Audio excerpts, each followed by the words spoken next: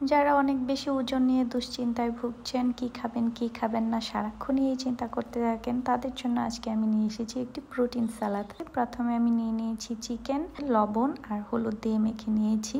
তারপরে এগুলো আমি ভাজবো। তারপরে নিয়ে নিয়েছি আমি টফু কিংবা পনির কুচি কুচি করে কেটে নিয়েছি। তারপরে নিয়েছি কিছু ছোলার ডাল। তারপরে আমি নিয়েছি কিছু স্যালাড, যেগুলো হচ্ছে পাতা টাইপের, অনেকটা বাঁধাকপির মতো, আইসবেক স্যালাড আর রাকোলা স্যালাড। তারপরে আমি নিয়ে নিয়েছি কিছু শসা।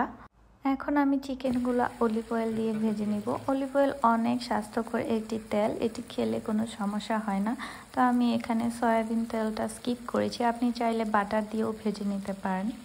যখন চিকেনটা ক্রিস্পি হয়ে আসবে তখন চিকেনটা ভাজা হয়ে গেছে, তখনই চিকেনটা উঠিয়ে নেবেন। এখন আমি সব কিছু একসাথে মিক্স করে নিব। আমি কেটে নিয়েছিলাম কিছু পেঁয়াজ কুচি এবং অ্যাভোকাডো। এখন আমি কিছু অলিভ অয়েল অ্যাড করে দিলাম টোফু, সেদ্ধ করে রাখা ছোলার ডাল, শসা, অ্যাড করে দিব দই, এখন অ্যাড করে দিব ভেজে রাখা চিকেন। সব কিছু মিক্স করে নিব।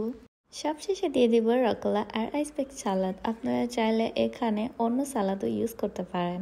হয়ে গেল আমার হেলদি সালাদ। কেমন লাগলো অবশ্যই জানাবেন।